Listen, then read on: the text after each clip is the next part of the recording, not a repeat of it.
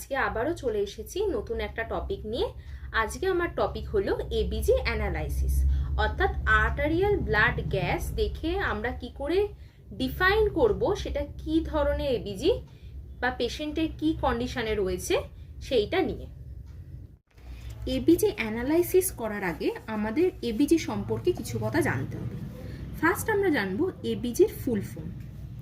এবিজির full form কি? Arterial blood gas. অর্থাৎ এখান থেকে আমরা বুঝতে পারছি এবিজির ব্লাডটা আমরা কোথা থেকে ড্র করছি? আর্টারি থেকে। এবার এবিজি যখন প্রিন্ট আউট তোমরা পাবে হসপিটালে, তখন দেখবে ওখানে অনেকগুলো প্যারামিটার্স রয়েছে, কিন্তু আমরা এখানে মেন 4টে প্যারামিটার্স নিয়ে আলোচনা করব। ফার্স্ট হচ্ছে পিএইচ। পিএইচ মানে কি? Potential of hydrogen. ব্লাডে এই পিএইচ এর কাজটা কি? ডিটেক্ট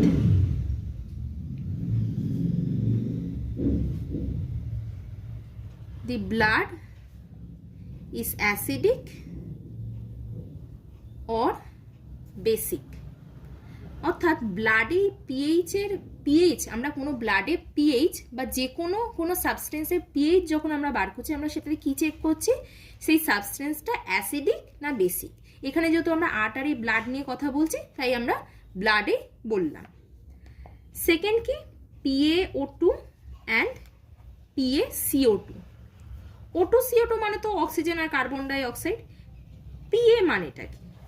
PA মানে হচ্ছে পার্শিয়াল প্রেশার।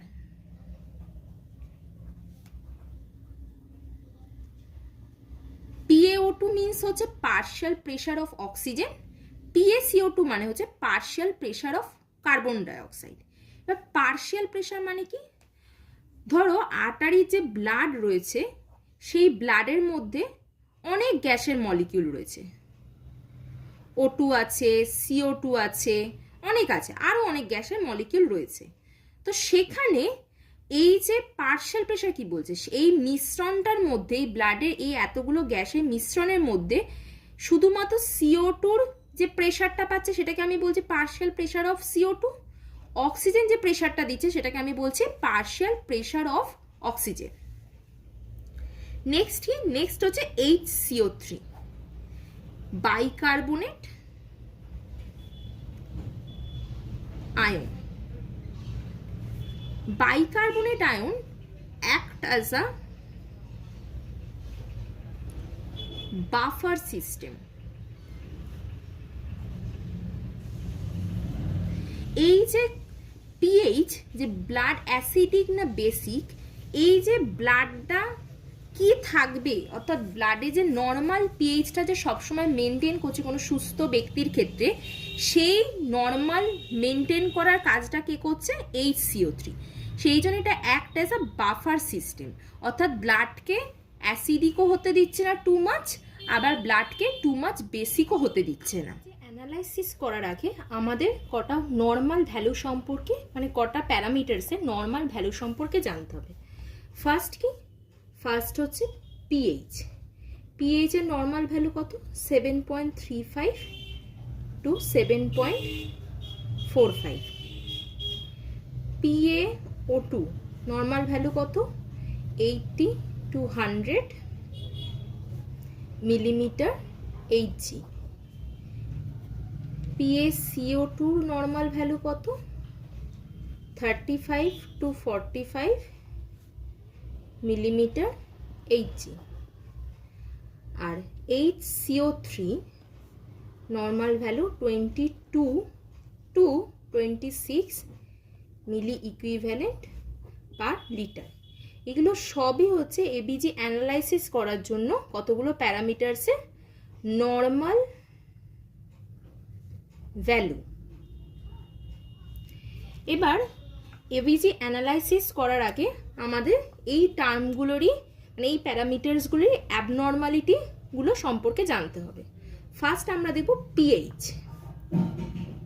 পিএইচ এর নর্মাল ভ্যালু কত বললাম? 7.35 to 7.45। পিএইচ এর ভ্যালু যখন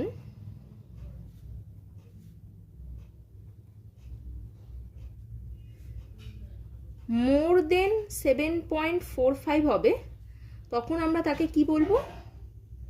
অ্যালকালোসিস।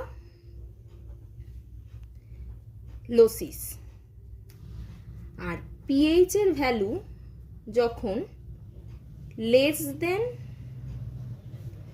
7.35 হবে, তখন আমরা তাকে কি বলবো?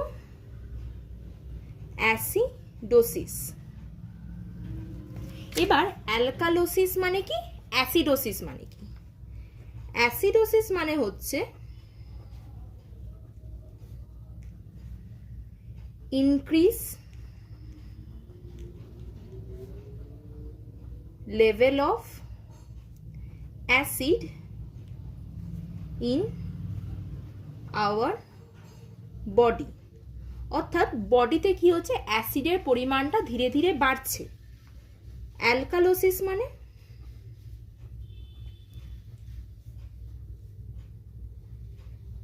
ইনক্রিজ লেভেল অফ বেস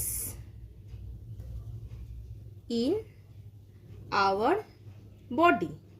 অর্থাৎ পিএইচ এর লেভেলটা যখন মোর দেন 7.5 হচ্ছে, তখন আমরা তাকে বলবো অ্যালকালোসিস। পিএইচ এর ভ্যালুটা যখন লেস দেন 7.35 হচ্ছে, তখন আমরা তাকে বলবো অ্যাসিডোসিস। এবার অ্যাসিডোসিস অ্যালকালোসিস সম্পর্কে আমরা জানলাম। এবার অ্যাসিডোসিস, এই অ্যাসিডোসিসটা রেসপিরেটরি না মেটাবলিক, সেটা আমরা কি করে ডিফাইন করব?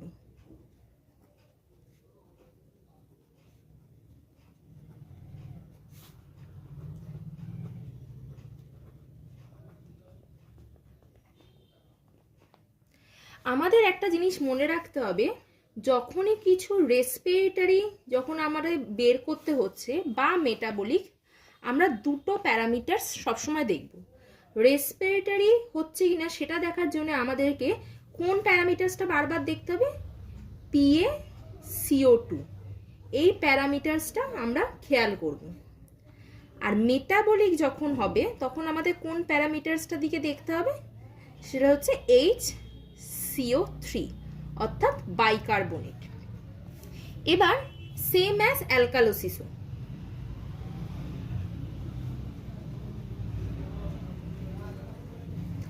সেম অ্যাজ অ্যালকালোসিসও আমরা দুটো জিনিস দেখব, রেসপিরেটরি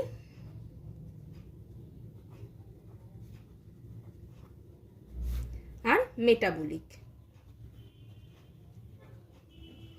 রেসপিরেটরির জন্য আমরা চেক করব PaCO2 লেভেলটা, আর মেটাবলিকের জন্য চেক করব HCO3 লেভেলটা। এবার খুব সহজে এবিজি অ্যানালাইসিস করার জন্য আমাদের একটা জিনিস জানতে হবে, সেটা কি?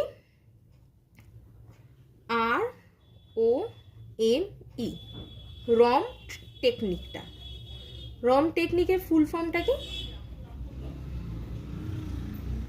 Respiratory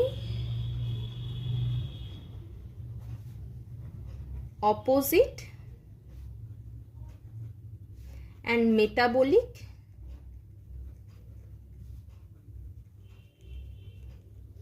equal।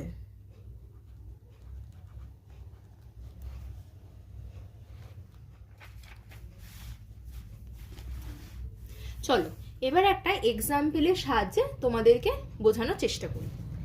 Example number 1,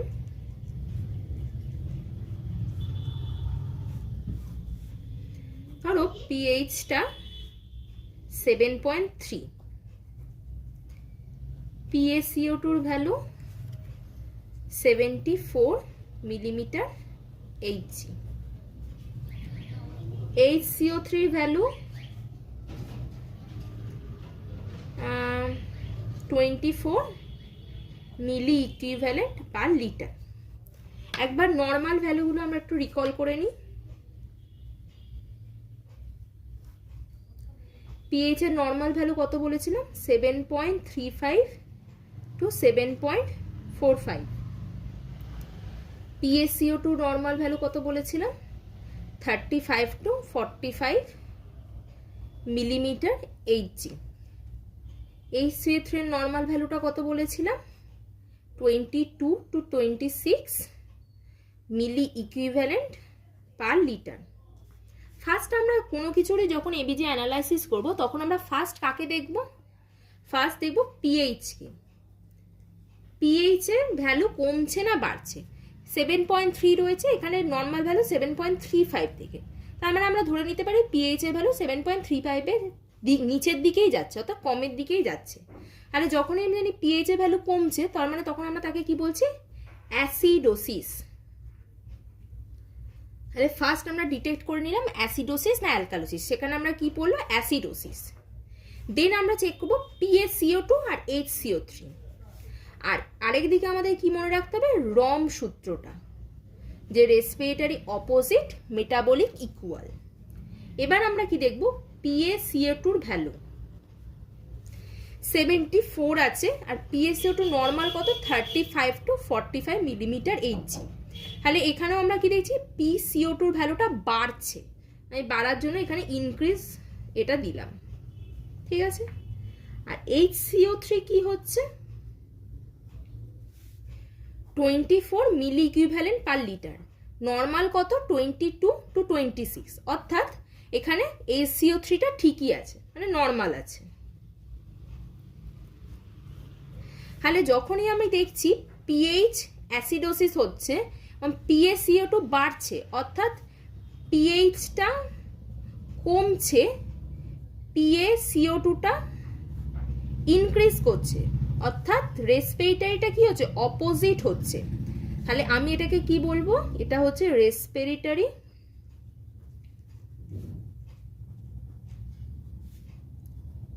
acidosis, respiratory acidosis.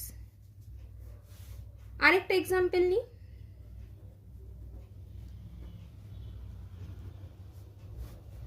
Example number 2। ধরো পিএইচটা 7.5 আছে, PaCO2 রয়েছে 40, HCO3 রয়েছে 32। এবার আমি নর্মাল ভ্যালুগুলো এখানেই লিখে রেখেছি।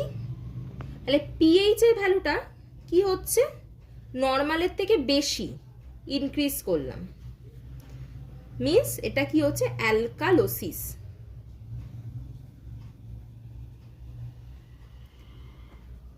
PaCO2 ভ্যালুটা এবার চেক করব। 40, অর্থাৎ 35 to 45 এর মধ্যেই রয়েছে, নর্মাল। HCO3 ভ্যালু কি হচ্ছে দেখি? 32, অর্থাৎ নর্মাল রেঞ্জের থেকে বেশি, মানে ইনক্রিজ হচ্ছে। তাহলে এখানে আমাদের রম সূত্রটা যদি আমরা ফলো করি তাহলে কি দেখব? রেসপিরেটরি অপোজিট, তো এটা হচ্ছে না। মেটাবলিক ইকুয়াল, অর্থাৎ পিএইচটাও কি হচ্ছে? বাড়ছে, HCO3টাও বাড়ছে। তাহলে এটা কি হচ্ছে? এটা হচ্ছে মেটাবলিক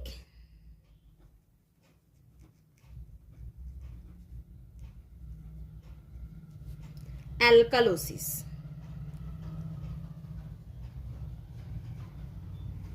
আশা করি সবাই তোমরা বুঝতে পেরেছো।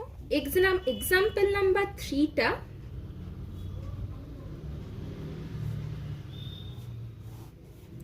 ধরো পিএইচ এর ভ্যালু রয়েছে 7.2,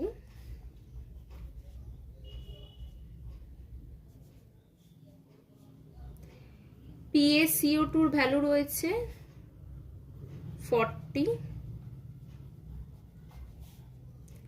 HCO3 ভ্যালু রয়েছে 20 মিলি ইকুইভ্যালেন্ট পার লিটার। এই এক্সাম্পলটা তোমাদের জন্য রইল, কমেন্টে অবশ্যই জানিও তোমাদের অ্যান্সার। আরেকটা দিলাম,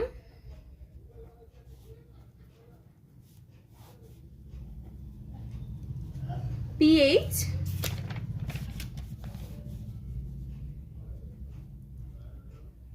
7.3,